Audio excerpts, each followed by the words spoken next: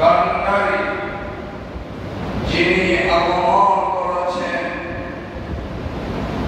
খোদাইদের সমস্ত প্রহরী, যে প্রহরী আমাদের জ্ঞানের আওতায় সীমাবদ্ধ নয়, গোটা স্রষ্টার সৃষ্টির জন্যে রহমত হয়ে যিনি আগমন করেছেন, যার অপসৃত পথে রয়েছে আমাদের জন্য কল্যাণ।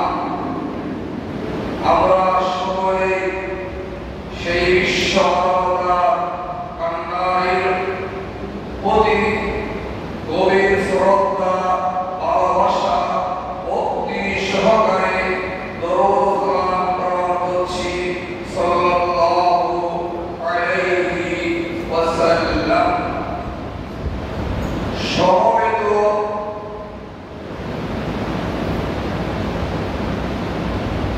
একটু করে দেওয়া হবে, কথা বলতে ডিস্টার্ব হচ্ছে জন্য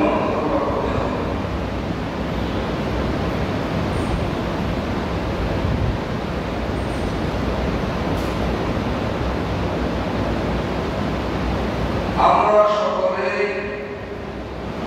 সমবেত হয়েছি জুমার সালাত আদায়ের উদ্দেশ্যে। গত জুমায় খুতবা ছিল হজের গুরুত্ব, যারা এটি হজ করার মতো সামর্থ্য থাকা সত্ত্বেও হজ আদায় করবে না, তাদের ভয়াবহ পরিণতির উপরে। আজকের বিষয় কোরবানির ইতিহাসের উপরে। কখন থেকে আমরা কোরবানির মাধ্যমে আল্লাহ সন্তুষ্টি অর্জনের পথে এগিয়ে যাচ্ছি। আল্লাহ রাব্বুল আলামিন হাকামুল হাকিম যদি আমাদেরকে বলা আর শোনা তার উত্তর দিয়ে ইহসান করেন, তাহলে আমরা কিছু বলা আর কিছু শোনার চেষ্টা করব ইনশাআল্লাহু তাআলা। লা ইলমা লানা ইল্লা মা আল্লামতানা ওয়া মা তাওফীকি ইল্লা বিল্লাহ আলাইহি তাওয়াক্কালতু ওয়া ইলাইহি উনীব। সমবেত হাজরানে মজলিস, আমি আপনাদের সামনে কোরআনুল কারীমের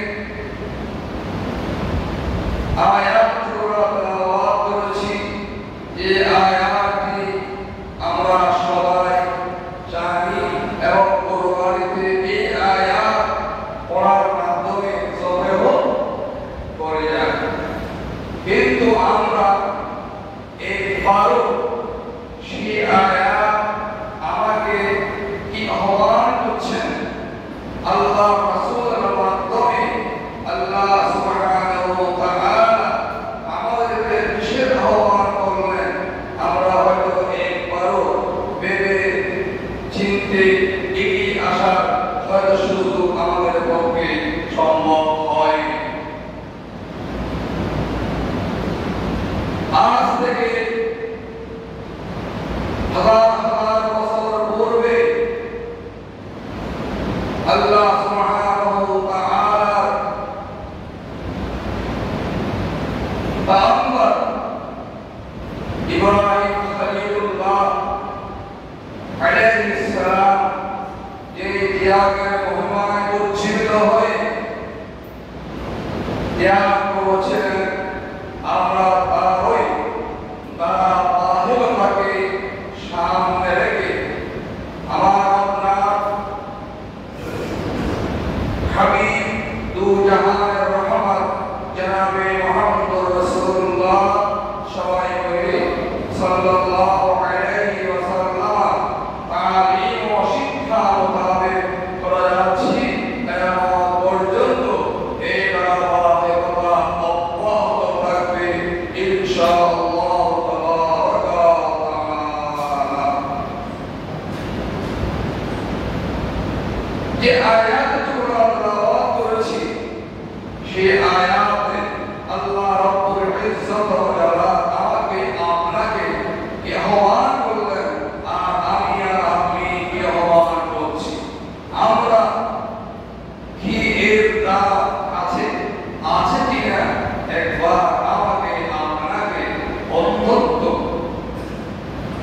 গভীরভাবে অনুশীলন করতে হবে।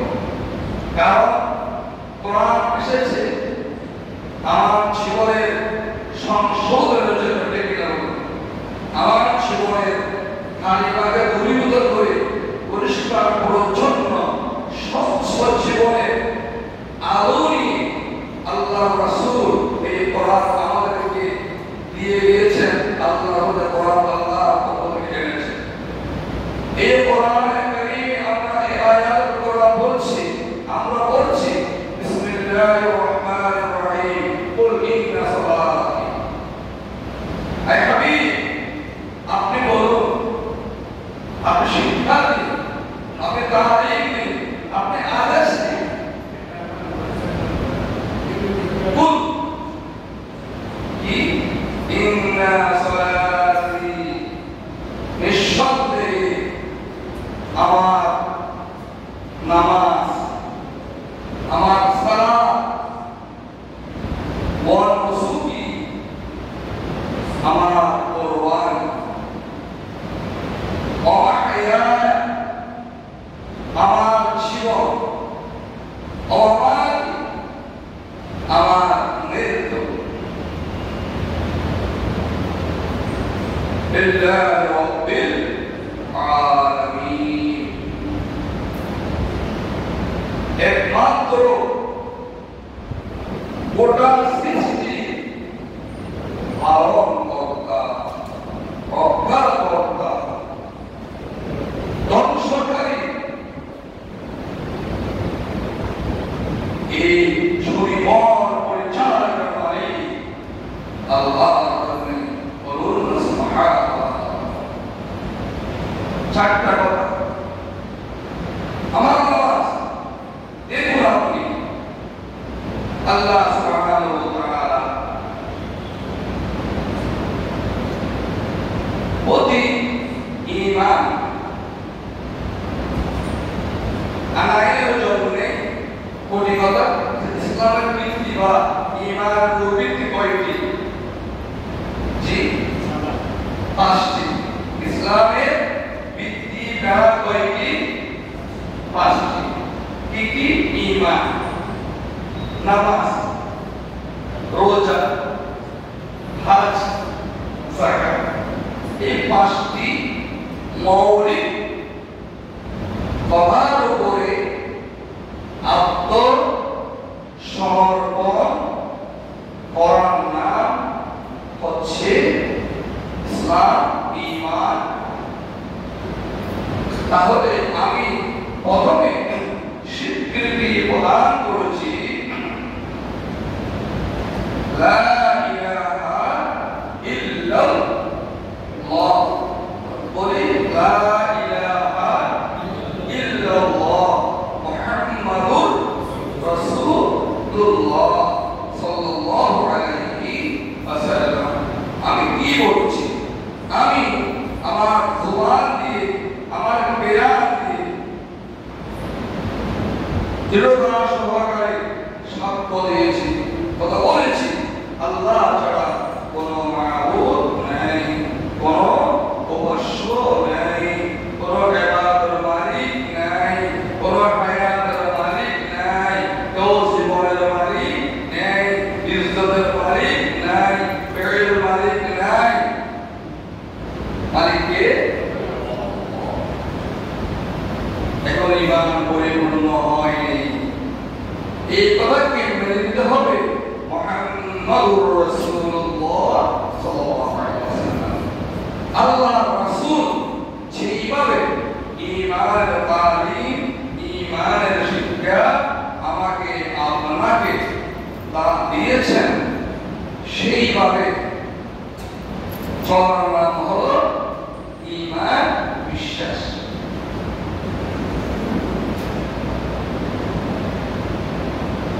এরপরে ইবাদত।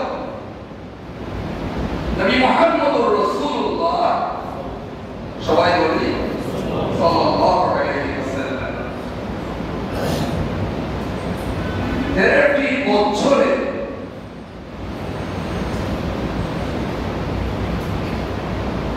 53টি বছরের শেষ প্রান্তরে মদিনাতে যাওয়ার পূর্বে আল্লাহর হাবিব আল্লাহ পাক কি করেন? মেরাজ করান। কি করেন? বলুন না, কি করেন? মেরাজ করেন। কই দিলেন কি? নামাজ। তাহলে আমরা যত ইবাদত করি সেই ইবাদতের প্রথম ক্যাটাগরির ইবাদত হচ্ছে কি? নামাজ। পড়ো সুবহানাল্লাহ। এই নামাজ সকলের জন্য। এই নামাজ কি? সকলে ইমানদারের নরনারীর জন্য। এবং ময়দানে মাহশারে আল্লাহ পাক আমাকে যত প্রশ্ন করবেন সমস্ত প্রশ্নের মূল প্রশ্ন কি সম্পর্কে করা হবে? নামাজ সম্পর্কে করা হবে, সালাত সম্পর্কে করা হবে। সুবহানাল্লাহ। আর এই নামাজ যারা আদায় করে তাদের সাথে আল্লাহর সাথে এভাবে ডাইরেক্ট যোগাযোগ হয়ে যায়। সুবহানাল্লাহ।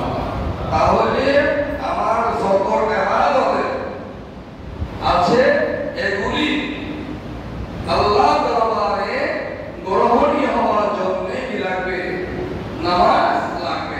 দেখুন, আপনি হজে গিয়েছেন, নামাজ পড়া যাবে না কথা আছে?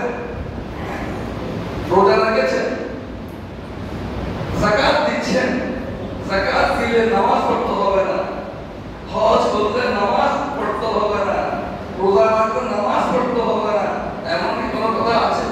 তাহলে বোঝা গেল আমার ওই ইবাদতগুলোকে বুঝনি হবে কখন? যখন আমার কাছে কি থাকবে? সালাত করুন। সুবহানাল্লাহ। আল্লাহ হাবিব পৃথিবীর জমিন থেকে অন্তরায় হচ্ছেন, এই মুহূর্তেও নামাজের কথা জবান মুবারকের মধ্যে উচ্চারিত হয়েছে। বলুন সুবহানাল্লাহ। এরপর হজের আহকাম বলে দিয়েও মানাসিক বলা হয়। ত্যাগ হজের মধ্যে খুবই ত্যাগ করতে হয়। শুধু উমরা করেছেন, এরা অনেক অনুভব করেছেন, কিন্তু পরিপূর্ণ হজেরটা অনুভব করতে পারেননি। এরপরে ব্যক্তি জীবনের ত্যাগ, আপনি ইসলাম গ্রহণ করার কারণে অনেক কিছু আপনার মনোরঞ্জন আহ্বানকারী বস্তু কর্ম ত্যাগ করতে হয় কিনা? জি, একটু সরবে করবেন। ত্যাগ করতে হয় কিনা? ইমানে।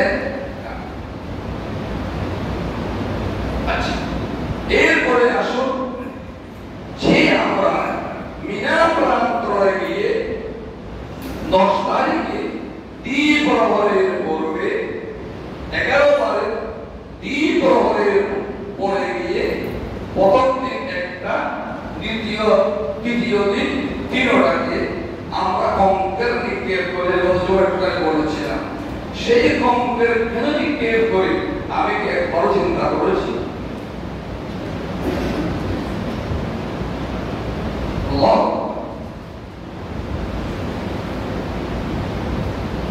এরপরে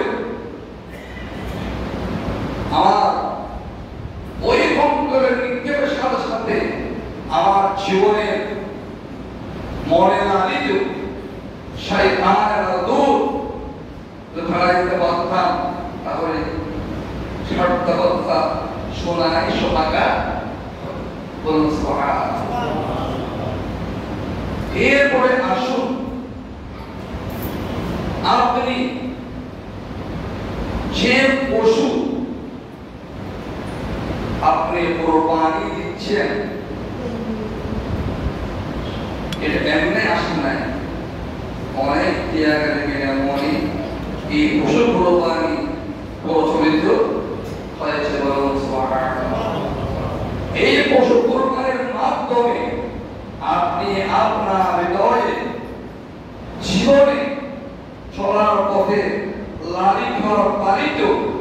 শয়তানের আর দূতের কারণে আপনি যা যা অন্যায় অবিচার করছেন আপনি সাথে সাথে সেটা কোরবানের মাধ্যমে জবাই করে দিচ্ছেন।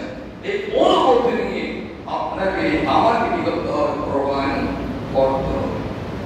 এরপরে আসুন আমার জীবন, এই জীবন যদি পয়গম্বরী জীবন না হয়, রাসূলুল্লাহ সাল্লাল্লাহু আলাইহি ওয়াসাল্লাম জীবনের শিক্ষা দিয়ে যদি লালিত না হয়, আমার এই হায়াতের সর্বই প্রসার করল না। এজন্যে আমরা মসজিদে দোয়া করি কি, রব্বানা আতিনা ফিদ দুনিয়া হাসানা ওয়া ফিল আখিরাতি হাসানা ওয়া কিনা আযাবান নার। শ্রেষ্ঠ দোয়া এই আয়াতের মধ্যে গোটা জীবন ইহকাল পরকাল আল্লাহ পাক ঢুকাই দিয়েছে। আমি বলছি আল্লাহকে, আয় আল্লাহ, যতদিন পর্যন্ত এই আকাশের নিচে জমিনের উপরে আমাকে বাঁচাই রাখো, পূর্ণময় আনন্দময় জীবন দিয়ে কি করো? আমাকে বাঁচাই রাখো, অকল্যাণ দিও না। আমি চাই না হানাহানি, আমি চাই না মারামারি, আমি চাই না পরোয়া নষ্ট করা, আমি চাই না ইসলাম বিরোধী জীবন, আমি চাই না নবী বিরোধী জীবন, আমি চাই না ওলামায়ে বিরোধী জীবন, আমি চাই না হাদিস বিরোধী জীবন, আমি চাই না কোরআন বিরোধী জীবন, আমি চাই না ঈমান হারা জীবন। এই জীবন দিয়ে আমার ঈমান নষ্ট হয়ে যায়, আমি আমার জীবন চাই। এখন এখান থেকে আমাকে নিয়ে যাবেন, ঈমান সহকারে নিয়ে যাওয়াটা হচ্ছে কি আমার কল্যাণ মত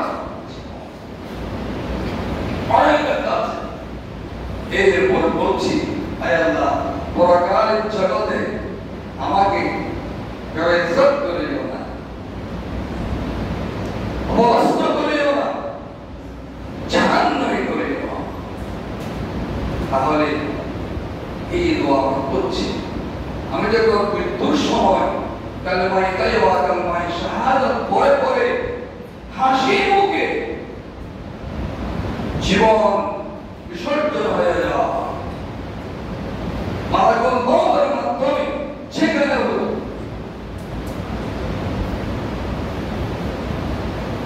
তাহলে আমার জীবন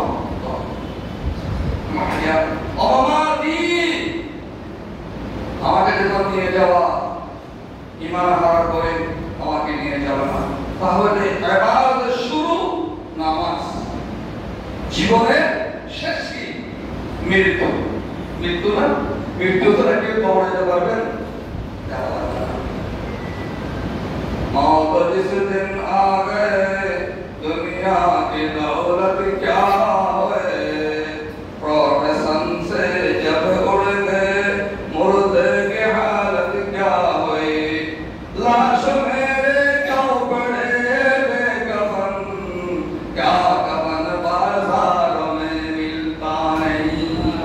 আমার জীবন ধন্য না হয়, আমার মৃত্যুর পরে আমার ওয়ারিশগণ আমার লাশ রেখে দেবে, আমার কাফনের কথা নাই, তাদের বাগবাটোয়ারা নিয়ে মাশগুল হয়ে যাবে। এমন জীবন থেকে আয় আল্লাহ আমাদের প্রতিটি মুসলিম উম্মাহকে হেফাজত করো, করুন আমিন।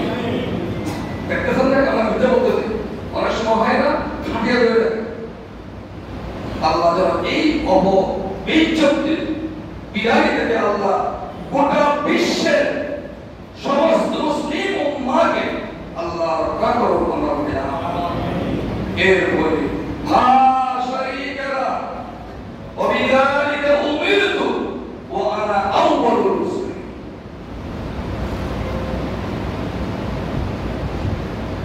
আমাকে অংশীদারিত্বে অন্তর্ভুক্ত করো, অংশীদার করে লা শারীকা লাহু, আল্লাহর সাথে কোনো অংশীদার নাই, কোনো ব্যবহার নেই। লা শারীকা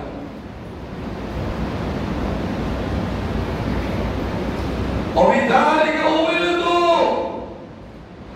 আর এজন্য আমি আদিষ্ট অর্থাৎ দারুল কুফর থেকে দারুল মুসলিম ওয়া আনা আউয়ালুল মুসলিমিন আমি প্রথম মুসলিম কেন বলা হলো আমি আপনাকে উত্তর জ্ঞান বুঝাই যদি ভুল হয় আমাকে শুধরাই দেবেন আমি যে যার পিছনে দৌড়ি আমি আমার পিছনে ফল আদায় করব ঠিক না যদি আমার এই ইমাম সাহেব নামাজের নিয়ম কানুন নিয়ে না আসে আমি তাকে রোশন করতে পারবো প্রথম তাকে ইমামতের দায়িত্বের উপযোগী হতে হবে বুঝতে হবে কোথায় যাচ্ছি এই বেশ পছন্দের কাজ করতে যাচ্ছে সুতরাং এজন্য প্রত্যেক নবী তাওহীদের উপরে প্রতিষ্ঠিত প্রথম তাকে কি হতে হবে আল্লাহ স্বীকৃতি প্রদান করতে হবে এজন্য গণেশজি বললেন আমি প্রথম কি মুসলিম বল ইন্না সালাতি ওয়া নুসুকি ওয়া মাহইয়ায়া ওয়া মামাতি লিল্লাহি রাব্বিল আলামিন লা শারীকা লাহু ওয়া বিযালিকা উমিরতু ওয়া আনা আউওয়ালুল মুসলিমিন নবী মুহাম্মদুর রাসূলুল্লাহ সাল্লাল্লাহু আলাইহি ওয়াসাল্লাম বলেছেন ও আমার অগণিত অজস্র উম্মত আমি উম্মতকে উপদেশ দিচ্ছি মৃত্যু না আসা পর্যন্ত আল্লাহ পছন্দ করে এমন আমল করে যাওয়া মৃত্যু পর্যন্ত আর তোমার জুবানকে জিকির বাদ দিয়ে আমার আল্লাহ স্মরণ বাদ দিয়ে আমাদের মুহাম্মদ রাসূলুল্লাহ দরুদ বাদ দিয়ে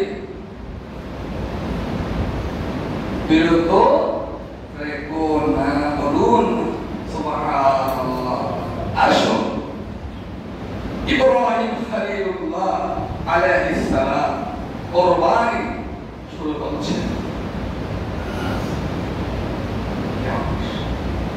একদিন ইব্রাহিম খলিলুল্লাহ এমন অস্ত্র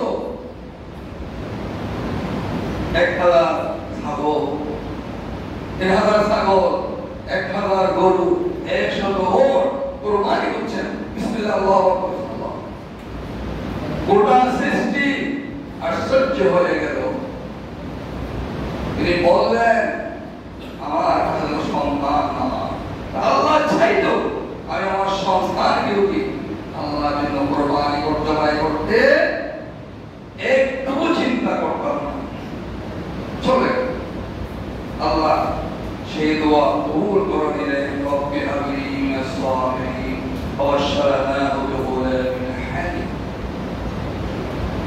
একদম সৎ চরিত্রে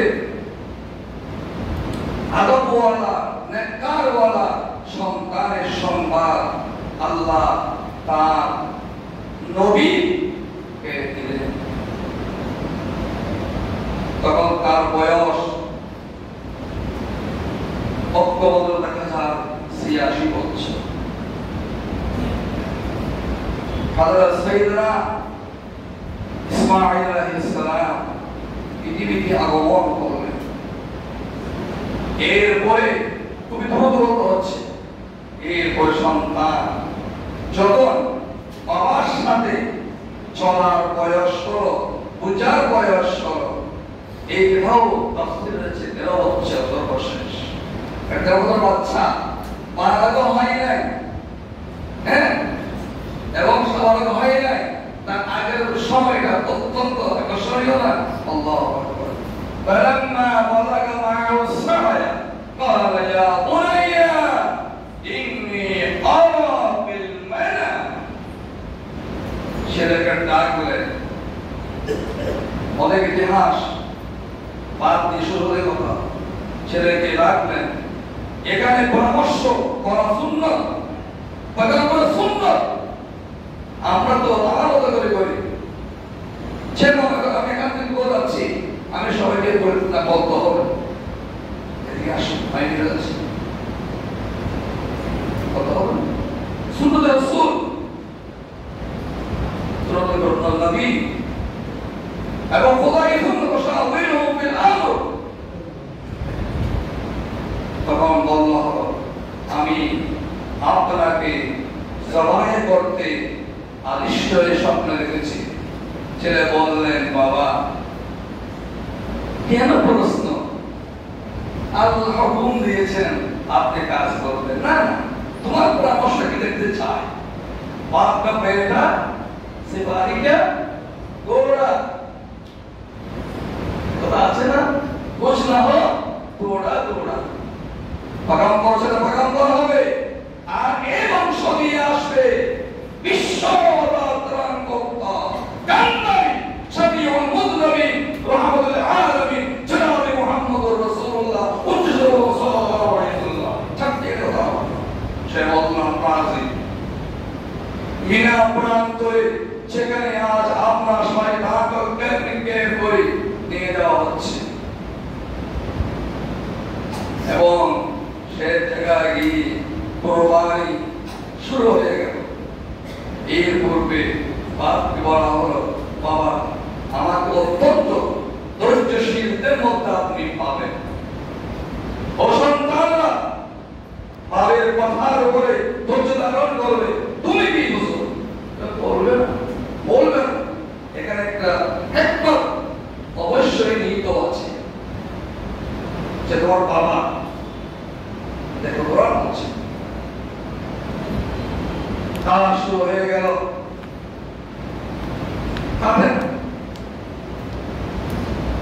এদিকে আল্লাহ দিয়ে বললেন চুরি খবরদার, তোমার নিচে যাকে দেওয়া হচ্ছে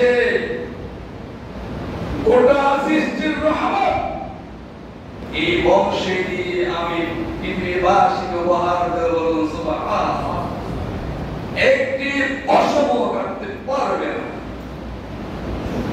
ভগবান তুমি পাচ্ছি না। ছেলে বাবাকে বলল বাবা আপনি মনে হয় আমার মহব্বতকে আল্লাহর মহব্বতের উপরে প্রাধান্য দিয়েছেন।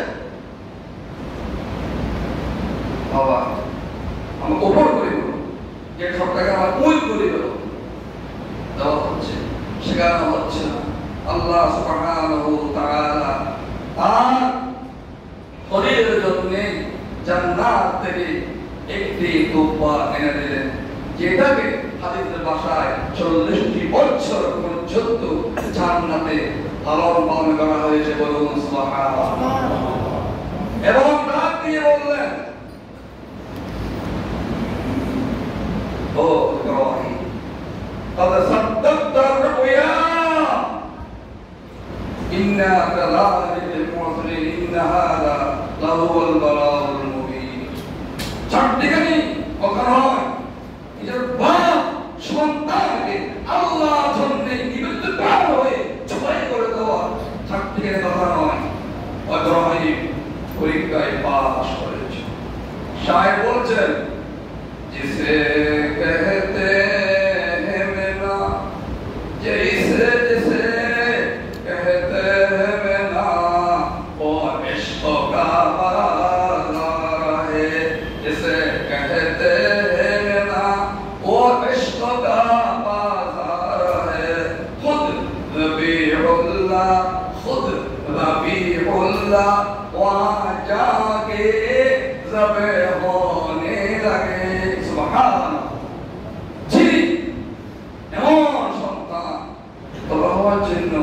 আল্লাহ মুহাব্বতে পাগল হয়ে বাপ ছেড়ে গেলেন আর রোজ জুয়াকে পাথরের মধ্যে কেপ করা হলো, দাঁড়িয়ে হয়ে গেল। বড় প্রান্তরের বড় পাথরগুলো বড় পাথর তো আপনারা দেখেন নাই।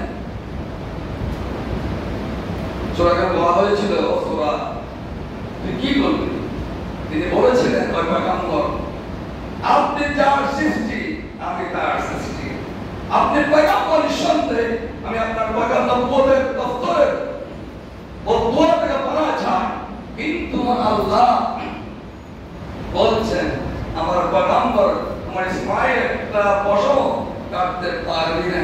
বলুন আপনি আমি কি আপনার হুকুম মেনে আল্লাহর হুকুম না মেনে আজ জীবনের জন্য জাহান্নামী হয়ে থাকবো, তাহলে কি এই কোরবানি সামনে আগমন করছে।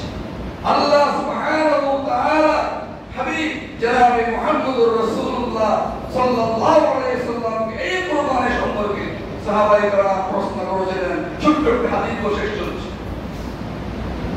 রাসূলুল্লাহ বললেন, এটা হচ্ছে কি তোমাদের বিদআত, খলিলুল্লাহ একটি নিদর্শন, তরিকা, সুন্নাহ। তখন তারা জিজ্ঞেস করেছিলেন, তাহলে এটা কি? এটিতে প্রতিটি পশুর প্রতিটি লোমের মাধ্যমে 10টি করে কি আছে? নেকি আছে। তখন তারা বললেন কৌতূহল হয়ে, ইয়া রাসূলুল্লাহ, ইয়া হাবিবাল্লাহ, যে পেড়া ওই গিনি গিনি করে আর কি গিনি করে শোনা না, এখন গিনি গিনি ছোট বড় হবে না। তো আমি বলি এভাবে একটা নিয়ম বলবো করে আগে কি চোরগুলো কি আচরণ হলো এরকম যারা দেখেন নাই ওই পেড়া ছাগল যেগুলো আছে ওগুলো দেখবেন, ওগুলো তো গুনাহ দেয় না, গুনাহ দেয় না। রাসূলুল্লাহ বললেন, না গেলেও কি আল্লাহ রাব্বুল আলামিন বলতে পারেন, আল্লাহ এই দুনিয়ার মধ্যে কি তোমাকে কি দিবে? সওয়াব দেবে। প্যারা হাজিরিন, আমরা সকলে আল্লাহর কাছে দোয়া করি এই কোরবানি যেভাবে ইব্রাহিম খলিলুল্লাহ থেকে ইসমাঈল যাবিহুল্লাহ থেকে আল্লাহ কবুল করেছেন। কোরবানি তো আসতেছেন আর কয়েকটা দিন।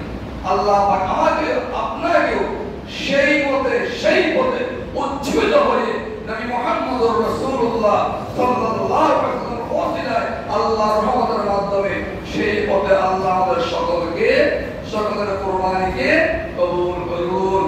আমরা বলি আমিন। ওয়া আখিরু দাওয়ানা আলহামদুলিল্লাহি রাব্বিল আলামিন। আসসালামু আলাইকুম।